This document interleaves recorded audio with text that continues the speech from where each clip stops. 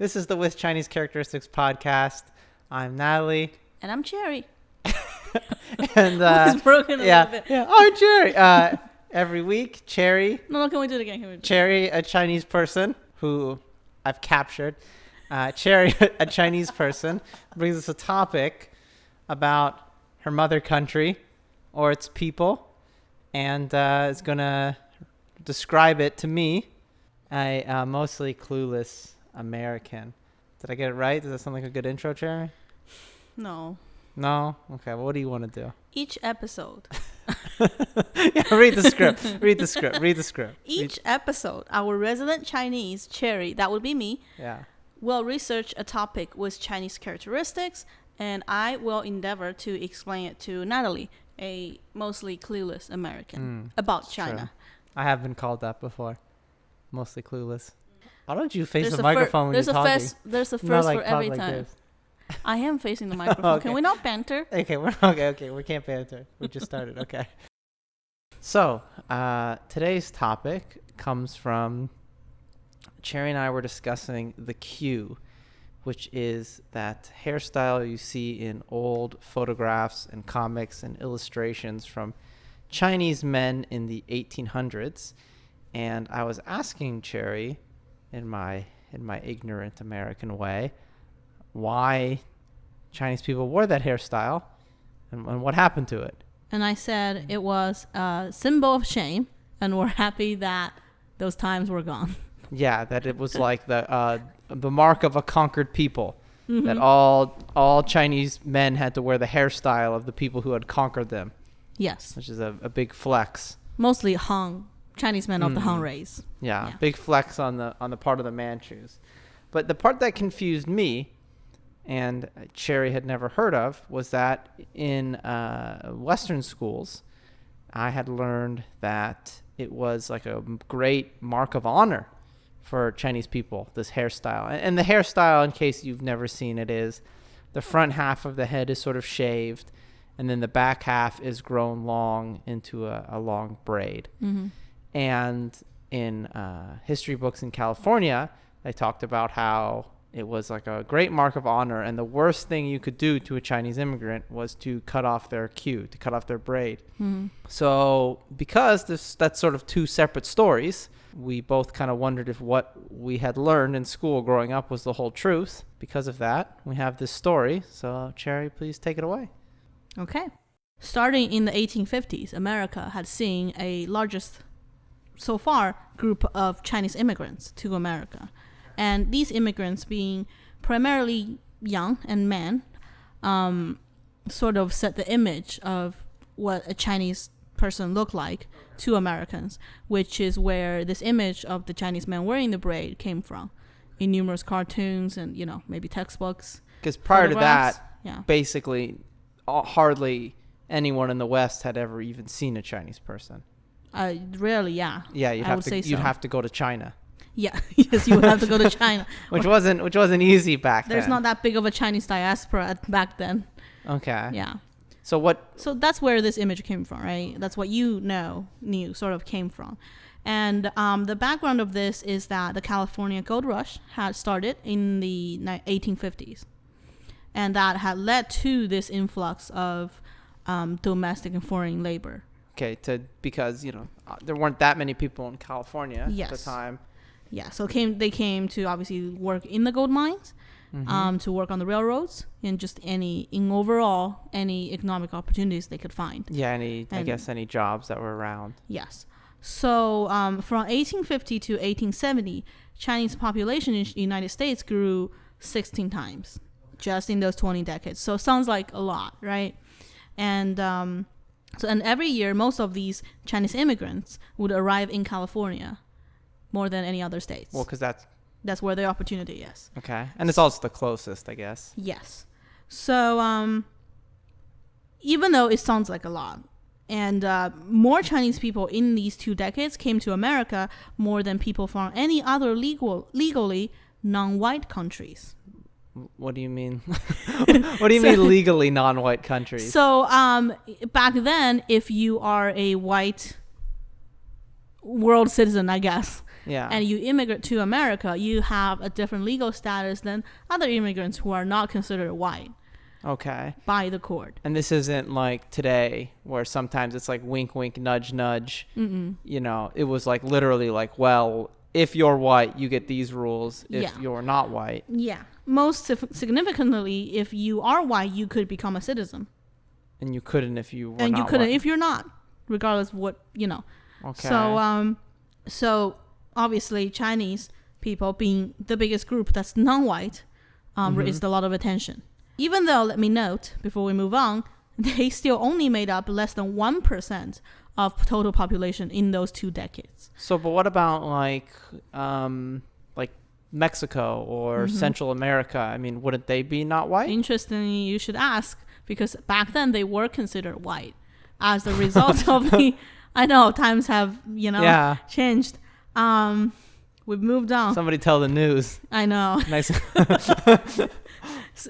As a result of the American-Mexican War, okay, the agreement and the treaty thereafter specifies that Mexican immigrants or citizens are treated with equal status than American citizens, and they could become American citizens. Per that this was their land, and there's a lot of them around. So then that was part of the agreement for California and Texas would become part of the United States, but I guess we're not allowed to treat the people living there as like second-class citizens. Yes, so they were yet. White. Yeah, yet. Just you wait. Racism played the long game on that one. Yes, right. So, but back then it was the Chinese. Okay. That seems to be the problem of immigration, or the face of it. Okay. So these Chinese immigrants, majority men, came to work in California. They were considered dangerous by society at large. Like they knew kung fu, they knew martial arts. Yeah, exactly that. Oh, okay. I'd be worried. So, here's a quote from a federal judge at the time that I've found, which I think really represents sort of the essence of it. Why people were afraid of them? Yes. Okay. The judge had written, they, being these Chinese immigrants, were generally industrious and frugal, not being accompanied by their families, their expenses were small, and they were content with the simplest fare, such as would not suffice for our laborers and artisans. So basically, they work too hard, they're too cheap, like their cost of living is too cheap. They make us look bad. Yeah, we can't compete with them. Mm-mm. So, and the reason probably they didn't have their families is because they probably couldn't, right? They can't become citizens or own property. Yeah, that they came to work as very labor intensive jobs. Okay. And they couldn't bring their children because they know they weren't gonna put down roots in America, even if they wanted to. I'm not sure if they did, but presumably if they did. So they're not coming here to, be a lawyer. They're coming here to go work in a mine. Most of them did have the plans of going back to China. Okay. So it's kind of temporary. Yeah. Okay. It's like a guest worker program back in the day. Okay. So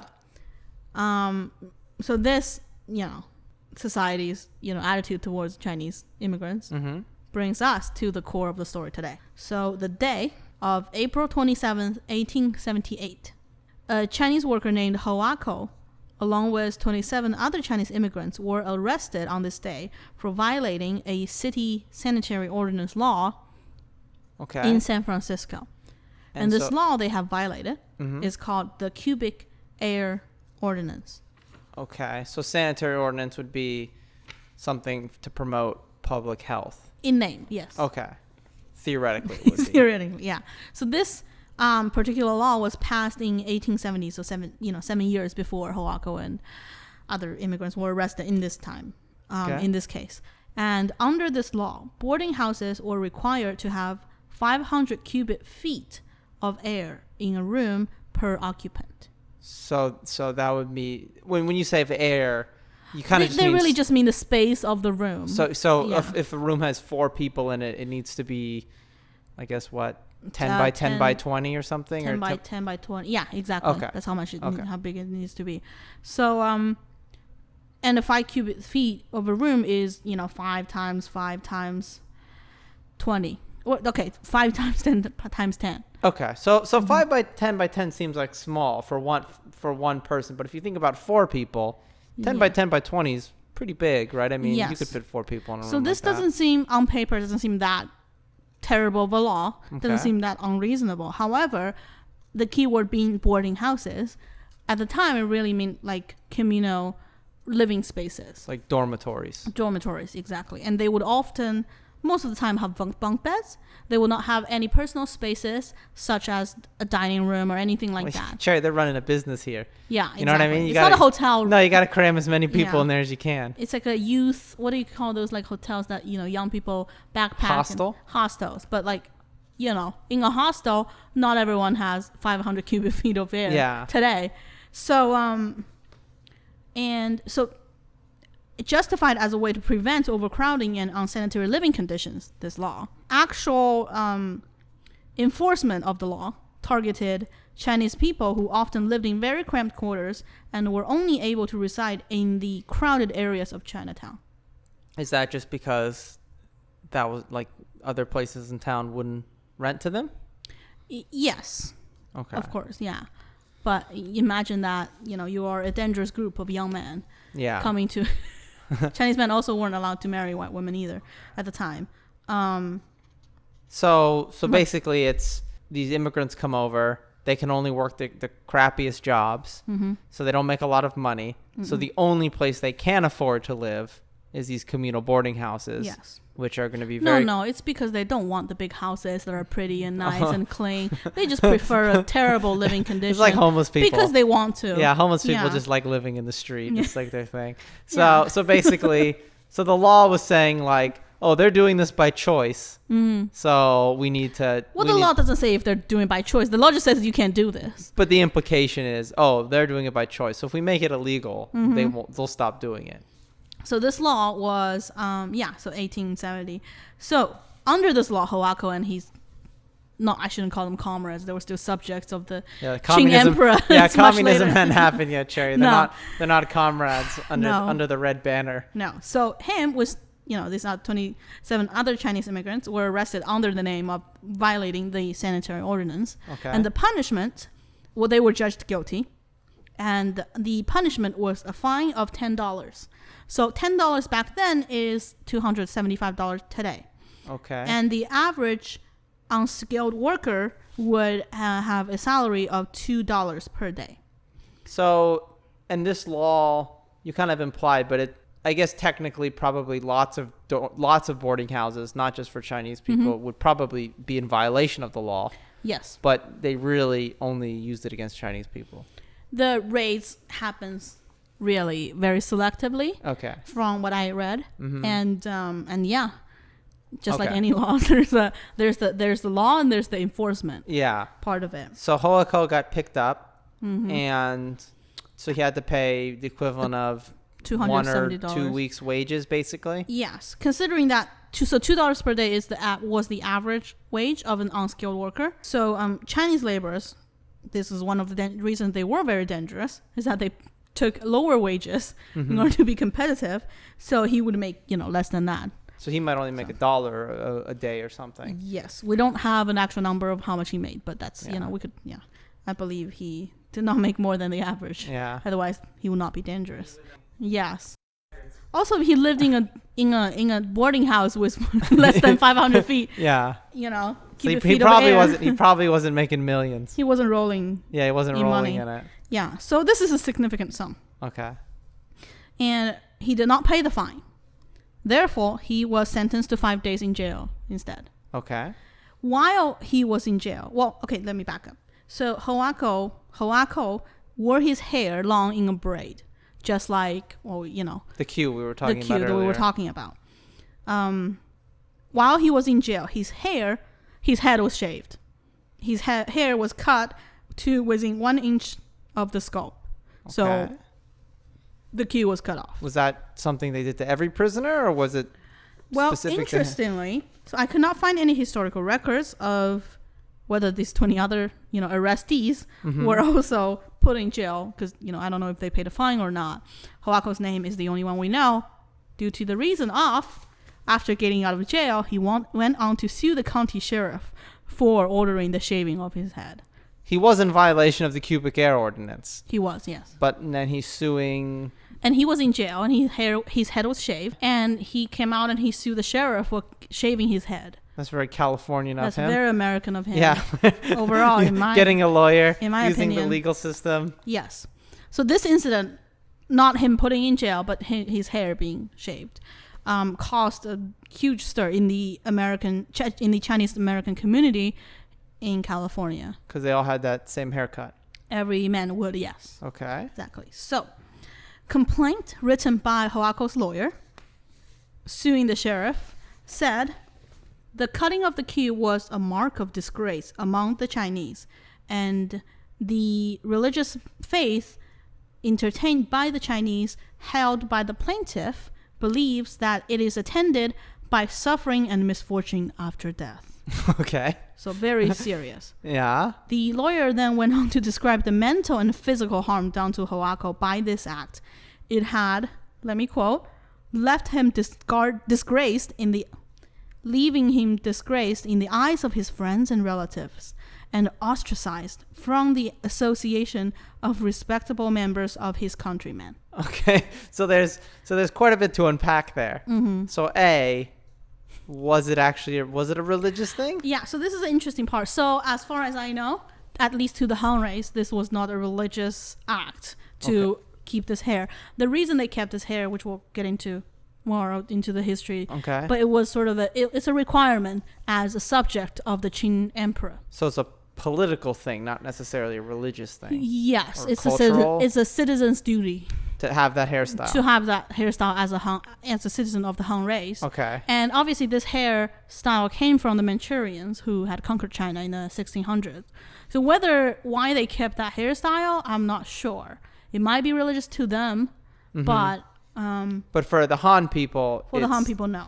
And I guess the assumption is that if he ever went back to China, he would need that hairstyle, right? Yes. And it takes a long time to grow. It does, yes. A New York Times article at the time also reported on the case, being that this was a very high profile case. This was a national issue. Yeah, it was. That they cut off this Hawako's braid in the jail cell. Yes. So this was, got a lot of highlights in the media as well.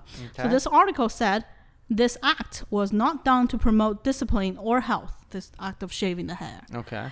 It was done to add torture to his confinement. And the lawyer, let me know this because it's going to be important later, also wrote that the sheriff knew about the importance of the queue to Hawako and the Chinese community overall, but he ordered the humiliating act anyway. Okay. So he knew knew it and he wanted to do it. It was arguably a religious or cultural or culturally significant thing, and he did it anyway. Okay.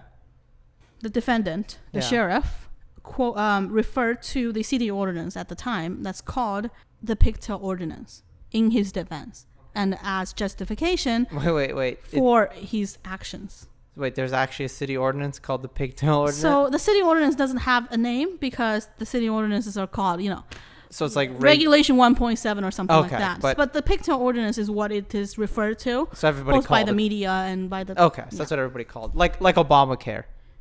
Right? Exactly, Obamacare. There's the Affordable Care Act, and then, everybody just calls it Obamacare. Okay. Yes. So, which was very fascinating to me because there's a law against a hairstyle. Yeah. Right? And that was very odd, and so I looked up what it is actually. Yeah, what the law says. So does it say no one can have this hairstyle in America? What is that? Or in the city of San Francisco? Because it's not national law, let me note. It's only a city San Francisco law. Yeah. So so the law actually, it says that for any jail mates in the San Francisco city jail, their hair must be cut within shorter than 1 inches. Okay. So even though it's called the Pigtail Ordinance, it's sort of a short hair ordinance. So it's a general sort of ordinance. It's a general ordinance. However, again, it often is only applied to Chinese inmates. This is also just like the sanitary ordinance for health and sanitary reasons in name. So theoretically, everybody's hair would get shaved, but in reality, they really just did it only to Chinese people. Yes, which Okay. will. Well, I guess it was Nick. You know what I mean? Which makes sense. I mean, it had that nickname. Otherwise, they would have called it like the Bald Ordinance. Yes, they Yeah. would. Okay. So so back to why the queue was so important Yeah. to the Chinese people, Well, Chinese men. did Hawako win, or are we going to get to that? We'll get to that. Okay. So this hairstyle started in the mid 17th century when during the Manchu conquest of China and the establishment of the Qin dynasty, male subjects of the Han race were required to change their haircut as a show of loyalty and obedience to the Qin court. Okay, so China emperor got taken. The emperor got killed or whatever. Manchu took over. Yeah. New bosses in town, Yes. and there's a new dress code. There's a new dress code. Okay, and this Yeah. was This was starting around 1644. okay. So at this point in Hoako's time, it had been for This like has been more than 300 years. 200 something years Okay, later. okay. So the hairstyle specifically is that the hair on top of the scalp is grown long and often braided, while the front portion of the head is shaved. Okay. And at the beginning of the 17th century, very different from what we are now describing now, is that this hairstyle was met with great resistance from the Han people. Okay. The part that they were having a problem with was not the braid, however. It was the shaving of the head. Well, it seems kind of like a pain in the ass. Well, I imagine it's a very high maintenance Hairstyle, right? You hair have to goes shave it pretty- all the time. Hair goes pretty fast, right? I mean. Yeah. So the braid wasn't a problem because the Han people traditionally wore their hair long anyways. They just didn't wear it in a braid. They wore it in a bun maybe sometimes, or just left it long, right? So but the shaving was very humiliating, degrading apparently. So the rule was therefore violently imposed, and the punishment of non-compliance is execution for treason. Okay. So a quote from the time, it said, "Keep your head, but not your hair. Keep your hair, then not your head." So the Manchu were very serious about They this. were very serious about this, and obviously as a result, so they were more than one regional rebellions against the rule. They were eventually all quashed. So it was fought, and it failed. So the people didn't rebel when the empire got taken over, but No, these regional rebellions seem to really emphasize on the hair shaving. okay. Well, I guess it doesn't really matter to you who the A emperor new emperor is. is another emperor. Yeah, right. It's Yeah, like you pay what your is that? taxes, you do your thing. Yeah. But now, if you have to cut your hair a special way every single day, Yes. that's kind of annoying. Yeah, so it's I mean, this can be for another topic, for another episode, but in ancient China, there were so many dynasties, right? It's a long list. And from one emperor to another, it's not uncommon that a commoner, a peasant's life, a farmer from a far region, far away from the center of power, their life would not be really interrupted in any way. So it's common that way.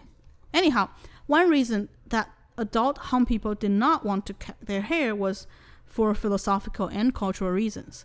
It was believed that we are given our body, skin, and hair from our parents, which we ought not to damage. Well, I would say that, strictly speaking, is true. Not that you shouldn't damage it, but that is where our bodies come from. Yes. Well, I think you got to cut your nails sometimes. Yeah, Maybe. So it's obviously, again, a selective Interpretation of it. But the Chinese of it is, if I'm going to say in Chinese, is 身体发肤受之父母. So, and I think, I obviously have heard of it many times when I was little. What does it mean? It means that you're giving your body, skin, and hair from your parents. Okay. This idea is quintessential of filial duty. So, With- like duty to your parents and Duty ancestors. to your parents, duty to your family, duty to respect your own body, and in this case, hair. Or your scalp. So it's like the opposite. If you really wanted to be rebellious in ancient China, it's You like would not shave your head. Here you grow your hair long. Yeah. And in China, you cut your hair short. You cut your hair short, yeah. And I go, wow, that person's really a rebel. Yeah. So that's where this Q hairstyle started as a hairstyle worn by all Chinese. Okay, but they didn't like it. No, but The rebellions had failed. And it is now 200 something years later, several generations, might I add. So people would have grown up only known that everyone had this hairstyle. I guess that's true. I mean, that's basically longer than the United States has been a country. People had to wear this there hairstyle. You go. Yes. So, yeah. So basically, people didn't like it, but most people had gotten used to it. Mm-hmm. And if you wanted to go back to China ever from the United States, you will need to keep it. Okay, because it takes a long time to grow. Well, it takes a long time to grow, and once again, at this point, the punishment, it still can be death penalty by treason. Okay. So that's pretty severe. It's a show of disloyalty. I know, a hairstyle carries so much. And so the reason I thought this was odd is because obviously today in China, it is taught that anything of the Qing dynasty, anything of the, it was the old, it's not a good thing. It was a show of humiliation to how China was conquered and the Qing dynasty had messed it all up. Yeah, because I guess the narrative is the Qing dynasty were the people in charge for the period where China kind of got taken advantage of on the world stage. Yes. So they kind of dropped the ball. So anything to do with it's their fault. Yeah. It's only their fault. It's all their fault. So anything involving them, like the hairstyle, would be considered bad, right? Yes. And before we move on, there were some exemptions of this hairstyle following in China, interestingly, due to religious reasons. So Taoist priests or Buddhist monks in China under Qing court ruling were not required to wear this hairstyle. Okay, religious exemption. Yeah, exactly. However, in America, the argument was that having this hairstyle is a religious protection. Okay. Which is, very ironic. Yes. So obviously, like for example, Buddhist monks had their head completely shaved, and that was respected by the Qing court, the Manchus. Okay. Yeah. But Han people, no, we don't want to respect them unless they're a priest. Unless they're Taoist priest, yes. Okay, Taoist priest. But there's very few of them, Buddhist monk, I guess. Yeah. So why are we cutting these Chinese people's hair in America 200 something years later? Yeah. Well, I also wanted to ask. Why was that a problem? Yeah, that was a problem. But also, do you think that the lawyer for Hawako understood all of this, or he just picked what he thought Americans would respond to?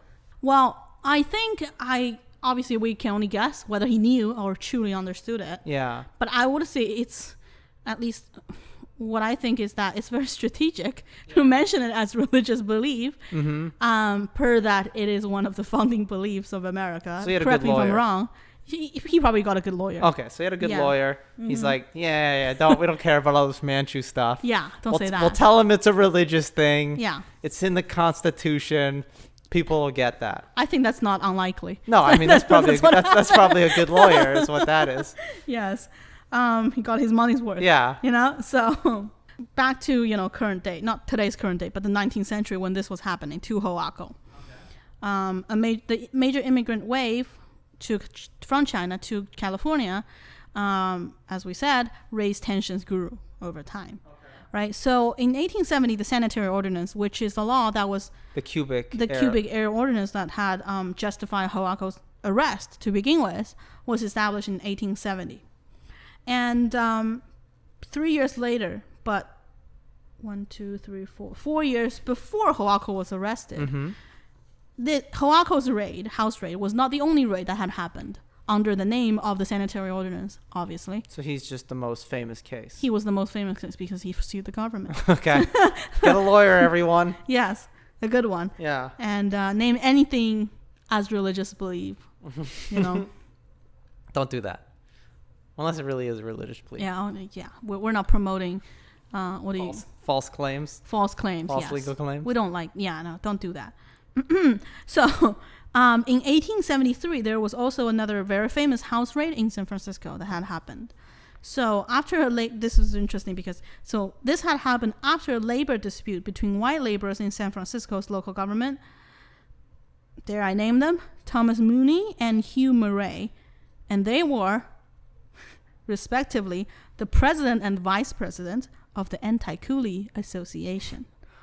And what you is it? might want to ask what is coolie and what is Yeah, what is a coolie? So Are they like squares? They're like not hip? along They're anti-coolie? well, on paper the coolie means that basically it means a laborer who's Okay. not white. Okay. Okay. And specifically Chinese or Indian. Like Actually, I think I've heard the term before, like in like colonial books, right? Where Okay. they're like in Malaysia or something, and they're we hired coolies to take the stuff off the ship.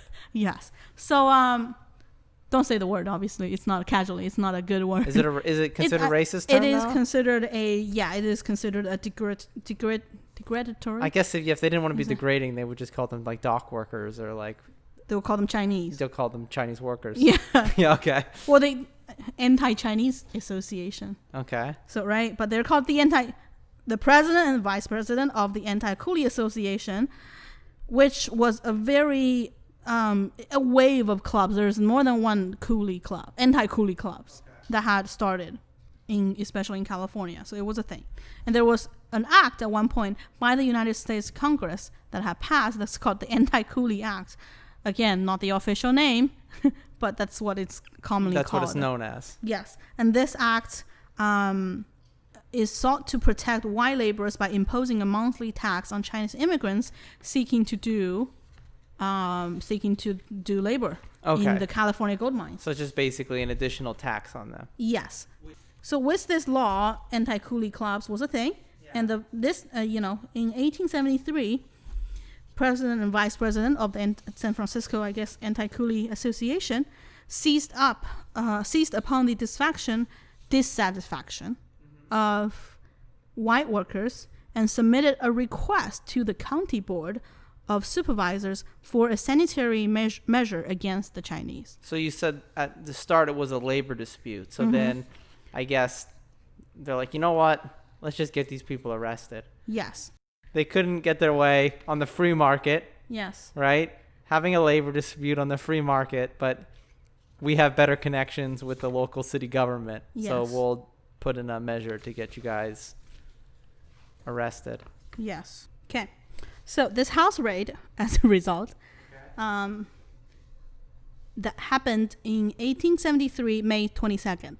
45 people were arrested in a single day, and the small local jails were filled to capacity. Coincidentally, probably all the people that the Anti-Coolee Association had a problem with. Perhaps. They're all Chinese, right? All 45 people arrested were Chinese, yes. Okay. So the thing about the sanitary ordinance law is that both tenants and owners of the boarding house, operators, would also be arrested. But given that they're all in Chinatown, they would most likely all be Chinese. Okay. Are you getting comfortable there? Yes. Always scrape a little more on the microphone. Yeah. Okay. So it was reported that some of those arrested were willing to pay the fine in violation of the sanitary ordinance. So the 5 or the 10. So this was the same cubic air law. Same, yeah. That's always been in place, for a long time. So the $5 that they'd have to pay, or $10. However much they have. So the official fine of the law could be anywhere between $500 to $500. Oh wow, okay. So, but it's based on the judge can set the fine. But basically, they're like, well, we don't want to be out of work for a week or so we're gonna. It was reported that some of them were willing to pay the fine. However, they were ordered by leaders of Chinatown to accept jail time instead. Okay. And the rationale behind this is that they wanted to make the enforcement of the law much more trouble than it was worth. So they're like, okay, if you get, so this is like they're treating the police like the mafia, Mm-hmm. and they're like, okay, if we pay it, then they're gonna make money every time they arrest us. Mm-hmm. But if we don't pay it, then they have to waste their time coming to get us and put us in jail. Yeah, and then they have the jail has to feed them, right? Has to feed them. Well, it's free boarding and food. Okay. And also they wanted to, this was an opportunity to note that the local authorities, by putting all these people in jail, was violating their own law, because the jail cells were filled to capacity, therefore violating the ordinance. Okay, so So I think it's a sort of a group civil disobedience act in a way. So they're like, yeah, arrest us, whatever. Yeah. So basically, yeah, they're trying to make it annoying for the police. Yes. So, due to this annoyance caused to the police and the city, the Board of Supervisors proposed the Q/Pigtail Ordinance law. Okay. This is the one that was cited for Hawako's hair getting cut off. Yes, the justification. And this was, again, 1873, the same year as the raid. And this law, while swiftly passed the Board of Supervisors' vote, the mayor at the time, William Alvord, vetoed it immediately. Okay. And let me quote him.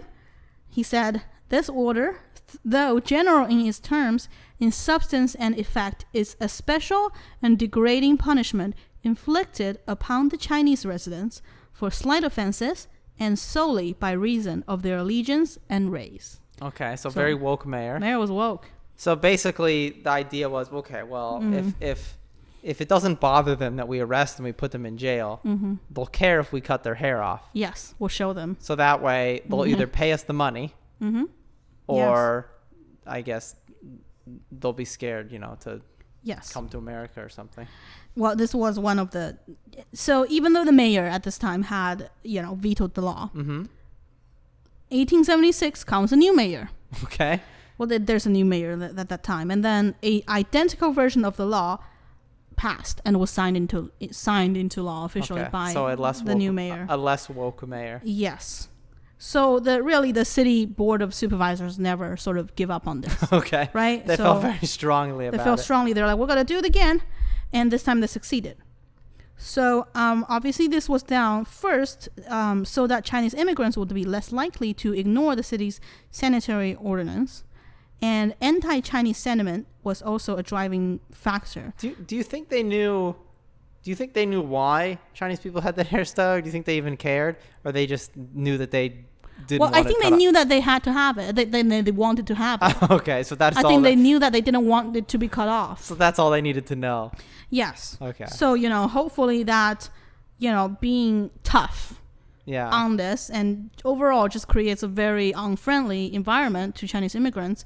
They were hoping that maybe less Chinese immigrants will come to the United States. Because I guess the idea would be, because immigration is basically, it happens on a federal level, so they can't, San Francisco or California can't pass a law saying no more Chinese people. No. But they can make it very... They can tax them. But they can tax them. But they can cut off their hair. They can make it very painful for them to be here. Yes. But they're not allowed to stop them from coming. Not legally, no. Okay. So draws some parallel to current day events. But I can't imagine what policies to what political leaders would maybe try. Maybe words will pass home and they won't come. Yeah, maybe. I can't imagine any political leader today just trying to make things very miserable for a group of foreign immigrants to try and prevent more of them from coming. Yes. So that's what Hawako's arrest and punishment were based on, these two laws. So we're back to Hawako's story. So he is suing the sheriff for damages. He's claiming that the Pigtail Ordinance had caused him irreparable harm. So he's in this court argument. His lawyer, not him, but he cited the Pigtail Ordinance, in particular. And do you think he won? Well, it's a pretty famous case, right? If you think about it, because it was in the New York Times. It was. I mean, all over what was initially a $10 fine, right? And 5 days jail time. 5 days which is jail not that time. big of a... Yeah. I'm gonna assume no, because I mean, obviously, it's got to be like the judges are probably racist too. And I mean, I don't think it was illegal. That's not fair. Well, I don't think it wasn't illegal to have racist laws back then against Chinese people. No, it wasn't illegal to be racist. Yeah, so... It was legal, actually, to be racist. Yeah, so it's like, now you can take something to the Supreme Court and you go, well, clearly this is racist. And now they'll be like, yeah, well, so what? Well, to my surprise as well, Hawako did win. Oh, wow, okay. And And not only did he win, he was awarded $10,000 in damages. So that's a lot of money. Yeah, it's 1,000 times Yes. the original fine. Yes, but more importantly, as a result of this ruling, the Pigtail Ordinance was struck down as, may I quote, unconstitutional. Oh, okay. Well, how is it Right? unconstitutional? So this judge, Judge Stephen Johnson Field, he was apparently a United States Supreme Court justice, and he was sitting on the local federal court at the time. So this was before he was a Supreme Court justice? I believe so, yeah. Okay. And then he, despite much public criticism, he had ruled in favor of Hawako. And his decision was that it was not within the powers of the Board of Supervisors of San Francisco to even set up such a discriminatory laws to begin with. And this law was unconstitutional, in particular against the 14th Amendment of the United States, which guarantees equal protection under the law to all persons within jurisdiction. Okay. So I take it back. I guess it's not legal to be racist. I guess, but I think 14th Amendment, that was passed after the Civil War, I think. So well, in 1879, he was citing it in his so I mean, the Civil War was 1860s. Oh, okay. Well, then, thanks to the Civil War, yeah, it was okay. Changes happen like incrementally. So this has made him very, very unpopular with the California and the public, and the national public, I believe. Even though it's unconstitutional, so the judge believed in the law. So it's not known whether Hawako eventually returned back to China. Although, given that he could not become a citizen, and not long after this, the Chinese, what do you call it? The Chinese Exclusion Law was passed. That's a very direct named law. Yes. So he would likely have not stayed and would likely have to wait for a while until his hair grew back. So this court ruling, although a small win, right, in the, I guess, for the Chinese American community, and I guess for all minorities, hopefully, it was a small victory, but it did not stop the a new wave of immigration discrimination against the Chinese in the coming years. Okay? So I want to talk about the judge that had ruled for Hawako's case, because I found that very interesting.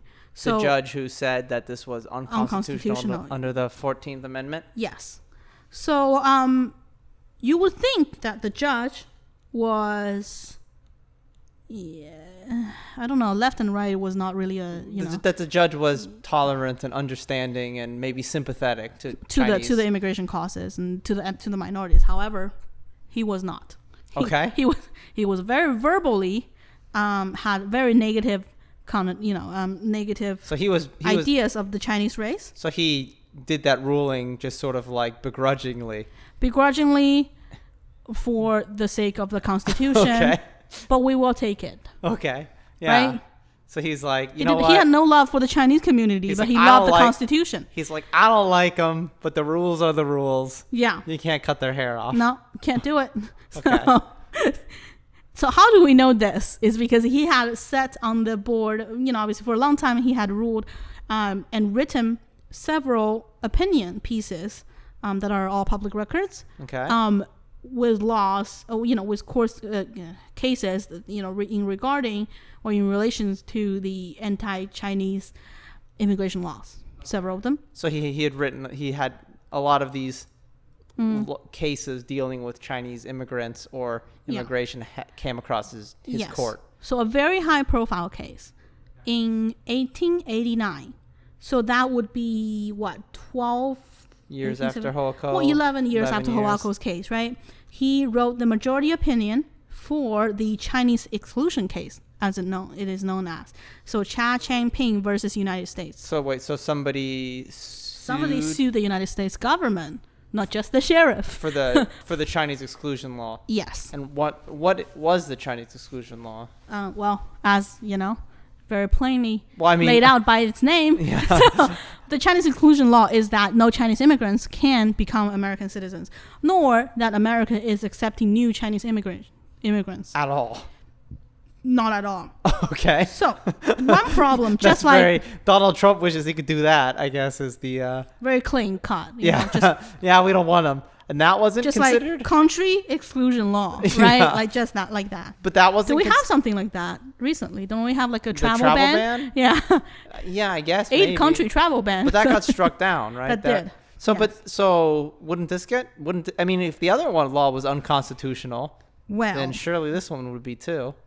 Well, okay, so the Chinese exclusion law was passed 7 years prior to this case, 1882.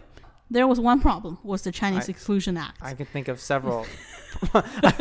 I can think of several problematic things with a Chinese Exclusion Act, but please continue. Well, yes, but if you were if you wanted this law to happen, and you were the designer of this law, if you wanted to exclude all Chinese people, if you wanted to exclude all Chinese people from the United States, this law had some problems. It was not brutal enough. Okay. That would be the problem. So the problem is that there were already enough Chinese immigrants in America to apparently raise all these public outrage, right? And promote all these, were the reason of these anti-Coulee clubs. And there was probably enough Chinese people in America to make more Chinese people. Yes. So and they become citizens. Yeah. So, well, the same judge, sorry, let me know that's too, Okay. because the same judge had also upheld the decision that of the birthright citizenship law. So I don't know if it was for Chinese, but he ruled that, children born in the United States are United States citizens, Regardless of the origin of their parents' country, So is that? or whether their parents are citizens. So that's where that precedent comes from today? Yeah, it's probably one of the Okay. president. I believe there was, you know what I mean. Several cases, but Yes. So the Chinese Exclusion Act. Mhm. The problem that it was having is all these Chinese people already here. Yeah. So what do we do? And with what do them? you do with them, right? And at the time when the Chinese Exclusion Law passed, they were like, okay, it's fine. They're already here. We'll just prevent new people from coming in. So if you are at this point a Chinese laborer, obviously you cannot become an American citizen, but sometimes you would need to go home, right? Reasonably. And they created a returning laborer status for these Chinese immigrants that already there that had entered prior to the Chinese exclusion law. Okay. And they would be issued certificates of return before they leave. And therefore, when they come back, unlike new immigrants, they could show that certificate of return and they will come back. It's very bureaucratic. Okay. Yes, right? So about 20,000 Chinese workers bared those, well, actually more probably did. Scratch that. Okay. And scratch that, me touching the microphone. Punching the microphone? Yes, okay. So, to solve this problem, the problem is that they can't get rid of these people. And these people are allowed to return. How outrageous is that? You know, they need to go home and see their dying mother, Yeah. or like their children they haven't seen for 10 years. And I'm actually surprised. It's a decision they've made for themselves. I'm actually even surprised they did that. Yeah, I know. It was That nice. they even gave how an nice option. of them. Yeah. Yeah. So, well, not for long. Because in 1988, 6 years after the initial Chinese Exclusion Act was passed, another law was passed that is called the Scotch Act. It was the United States law that prohibited Chinese laborers abroad or who planned future travels from returning. So basically what this law does is that it's saying, A, we're no longer issuing certificates of return. B, if you had one, it's just a piece of paper now. You're SOL. So wait, do you think that they did that? Do you think they gave them the opportunity to go home just so some of them would leave and then they could cancel it They were later? playing the long game. Yeah, because if they didn't have that, Jerry, those people would be like, well, we can't leave, right? Because then they won't let us back. They would not dare to leave. Yeah, but we'll give them a false sense of security. Yes. And then we won't While let them. they're away. Yeah, while they're away, and then we'll close the door. About 20,000 Chinese workers, when this law was passed, had the certificates and they were abroad. So they were stranded. So they were stranded, yeah, 20,000 of them at least. Well, I guess not at least, but just 20,000 And of it's them. possible they could have had family in the United States.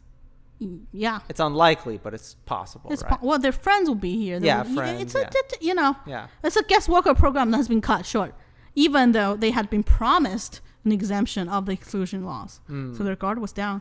So one of these 20,000 Chinese workers abroad is called Cha Changping. Chi Chengping is his Chinese name. And he moved to San Francisco, California. It's always San Francisco. Yeah. He moved to San Francisco, California in Have you ever been there, 1875. I have. They never left. Well, I guess the Chinese Exclusion Act didn't work. Yeah, it didn't work, apparently. So he worked in the United States from 1875 to 1887, so 12 whole years. It's a long time. Yeah, he left to visit his homeland of China, and in 1887, 1 year before the Scotch Act had passed, he obtained a certificate and then left. So, well, obviously, then the Scotch Act had passed, and he was trained. So, as a good old, American way. I say the good old American way because obviously today, we always joke around like, yeah, let's just sue the government. Yeah. Anyone sues anyone. Yeah, so many lawsuits, so litigious, these Americans. Yes. Everything's a lawsuit. But been reading these like we've really never through changed. research of these, like Yeah. it had a long-rooted tradition. Oh yeah. In America to sue the government. That's why so many presidents are lawyers. Right? Yes. I like suing people here. Yes, you like suing people. That's how we solve our problems. Yeah, so he sued the government. Okay. And unfortunate for him, he had lost. Okay. So Sorry if I skipped ahead, but so yeah. but wouldn't that be I mean, I don't know. I guess I'm not a lawyer, Well, but it seems rather targeted. An act called the Chinese Exclusion Act. Yes. That it might.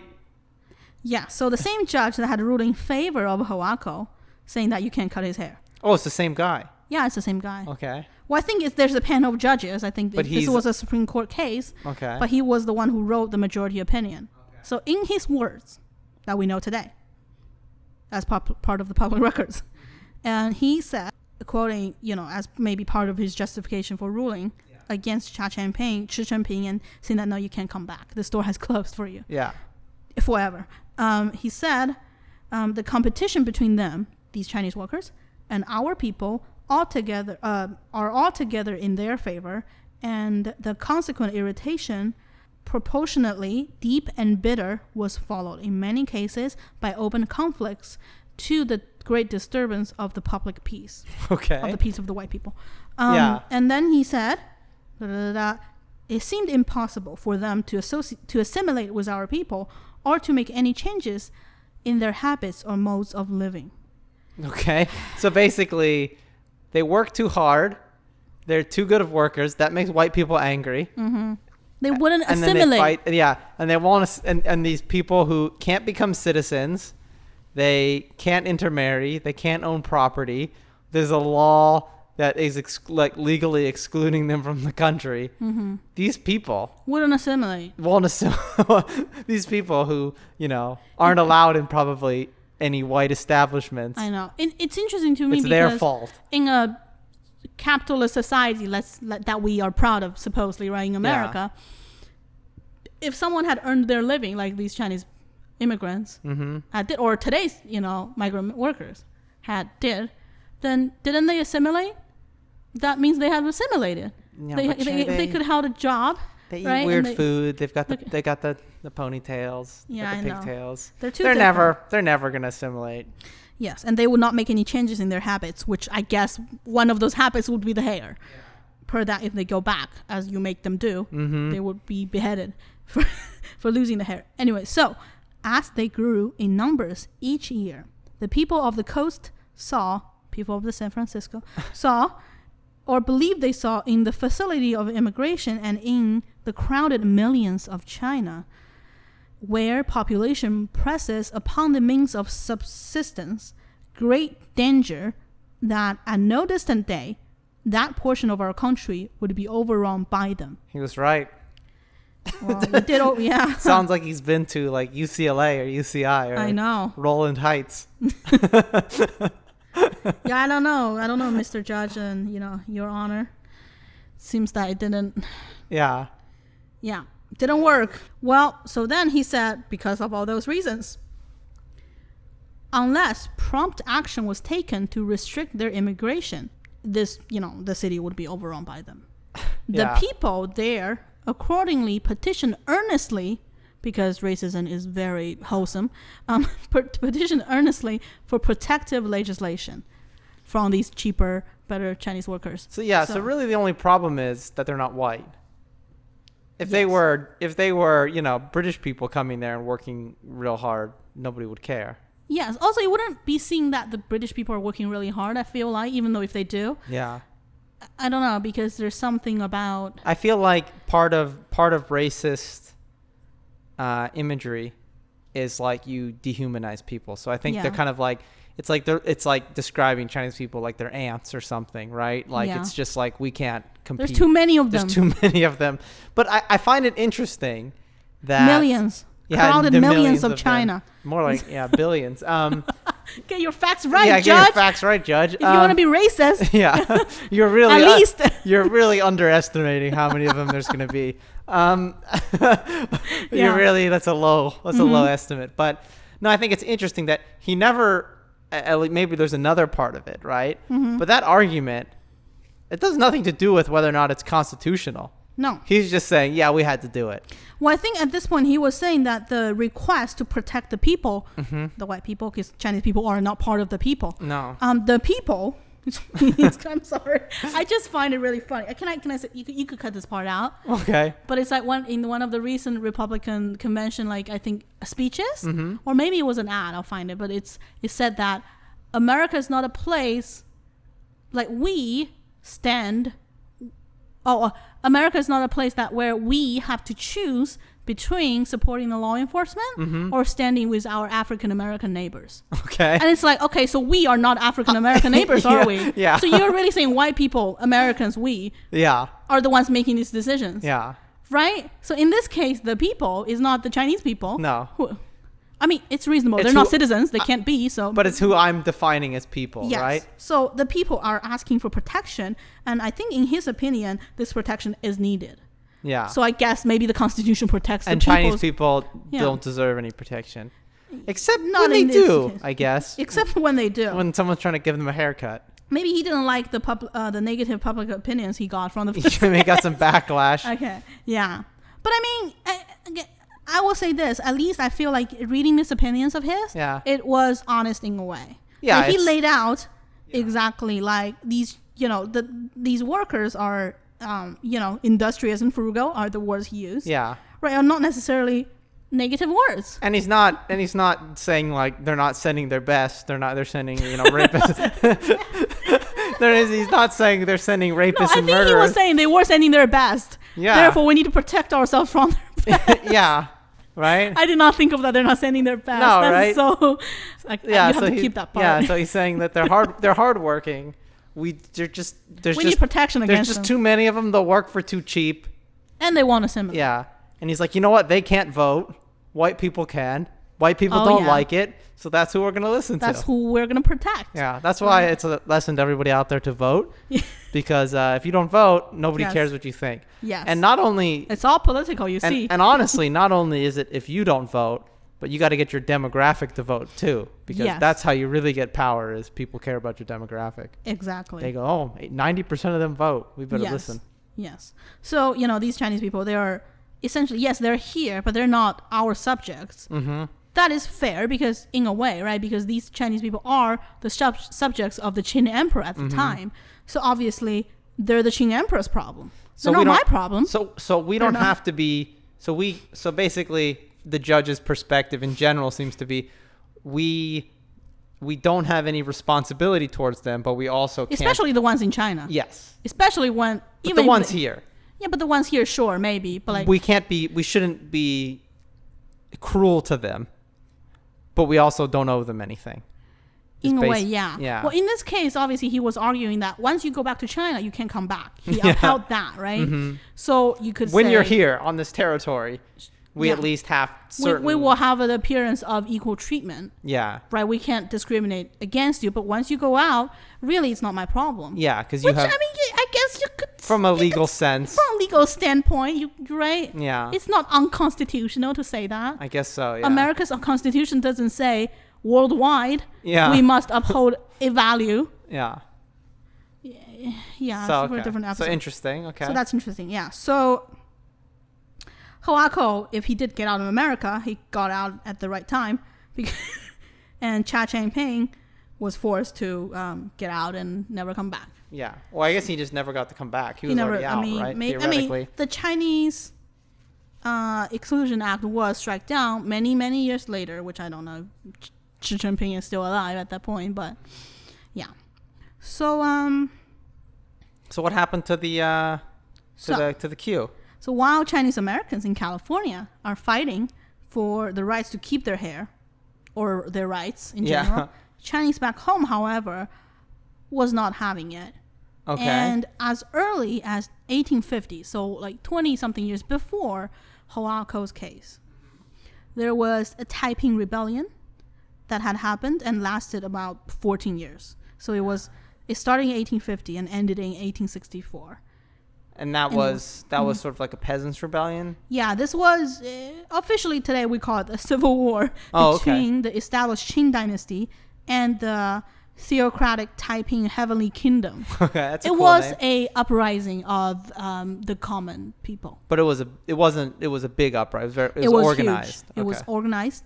It had a religious backdrop. Maybe the Heavenly Kingdom's name should give you a clue. I think I've actually heard that the guy thought he was the reincarnation of Jesus. He said that, yeah. Yeah. So, the rebels on the Taiping side made a point to not shave their foreheads and to not braid their hair into a queue. Okay. As Qing subjects obviously had to do. Makes so sense. that was a statement that was deliberately made to in defiance of the Qing ruling. We're not going to take it. No, we're not going to take it. And fast forward to 1895. The first Guangzhou uprising failed, and there were several, and And these are more uprisings against the Qing. So court. really, uprisings never stop at that point. They just keep going until they're And 1895, the Guangzhou uprising had failed.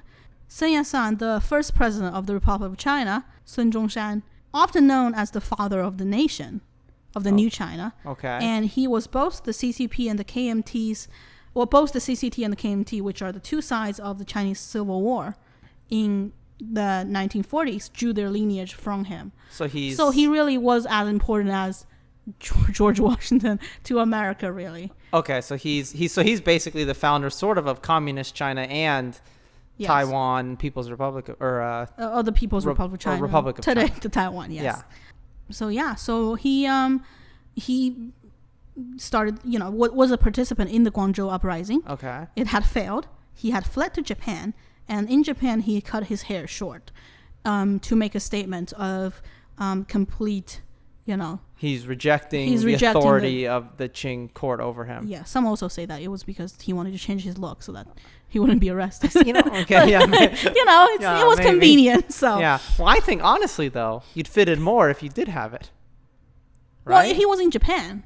He flew to Japan. I guess that's true. So he couldn't have the long hair. That's one thing. He would really stand out if he did. That's one thing, that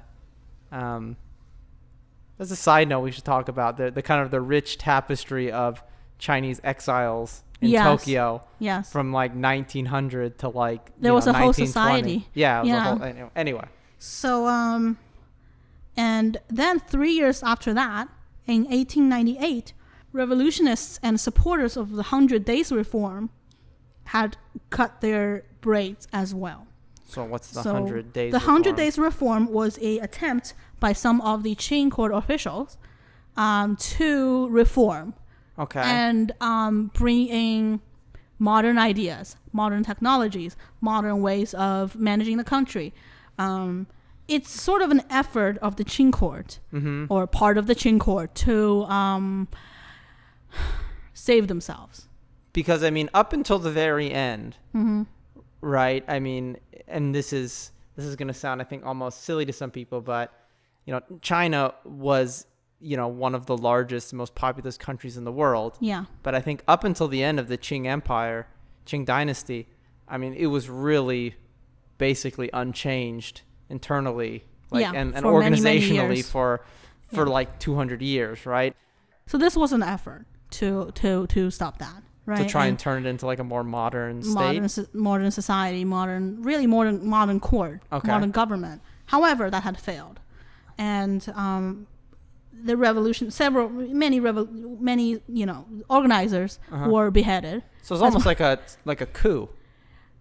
It's not. I mean, it was an official thing. However, the Qing court had a power dynamics where the Cixi queen, okay, the what empress, do you call it? The empress had part of the power, and the emperor had the power. Who was this Guangxu, who was this very young emperor who really wanted to change the Qing court. And I think maybe the effort was turn the Qing court into a monarchy. Right, like England today. It's like a constitutional monarchy. Constitutional monarchy, but obviously didn't work. Okay. So it failed. So Everybody got beheaded. Everybody got beheaded, but as part of the reform, they cut their hair. So now the precedent has been set. Yes. That if you want to be a modern, forward-thinking Chinese, you cut your hair. This was the beginning of more and more of the Chinese diaspora, and at this point, there were students who were sent out by the Qing court to study abroad. So not just laborers, but they had influence. Like they had more influence than in the Qing court and in the, I'm sorry to say this, the elite society of China at this time. And they started cutting their hair as well abroad. Mm-hmm. And one example of this is in same year, Chinese in Singapore. There was a lot of them. Today, which was a British colony. But it's a huge Chinese population. Yeah. Today, there's 70% of Singapore population is Chinese, I believe. So, they started promoting and encouraging their fellow Chinese to cut their queues, and they put out ads in newspapers and such. And it was pretty successful. Because that's not part of the Qing court.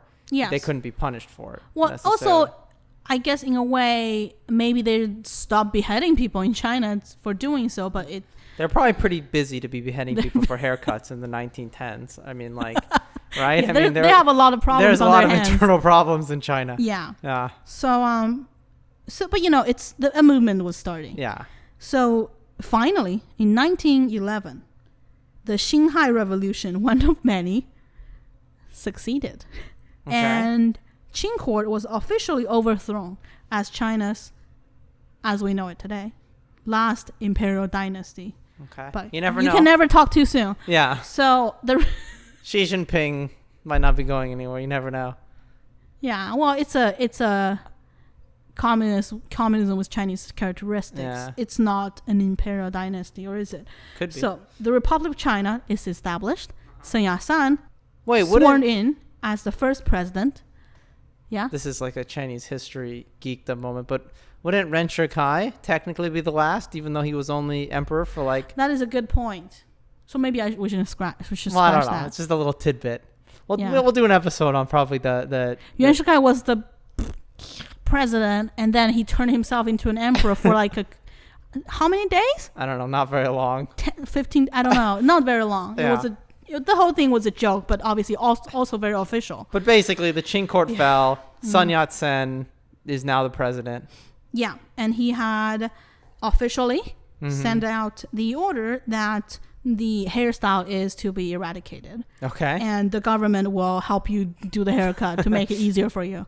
Right? So obviously, I don't think you would be beheaded now that if you want to keep that hairstyle. Yeah. And the loss of this hairstyle was sometimes treated very seriously. Not that, so in general, there was no resistance of cutting the hair. I guess because it was a pain in the ass. Yeah. But it was treated with respect in many areas of the country where peasants would cut the hair, have a small ceremony, burn the hair, and say goodbye to the hair. Okay. Right, to the hair given to your parents. So after this, though, this is kind of a small interesting thought, but yes, obviously in ancient China, everyone wear long hair and buns and things. Yeah. And then there was the queue, right? There was the braid. But then modern China... So now you're going to have short hair. Yeah, right? But I mean, that might have just been because everybody started off with short hair. Right? Because everybody... You know what I mean? You're going to cut the queue off, so everyone's going to be bald at first.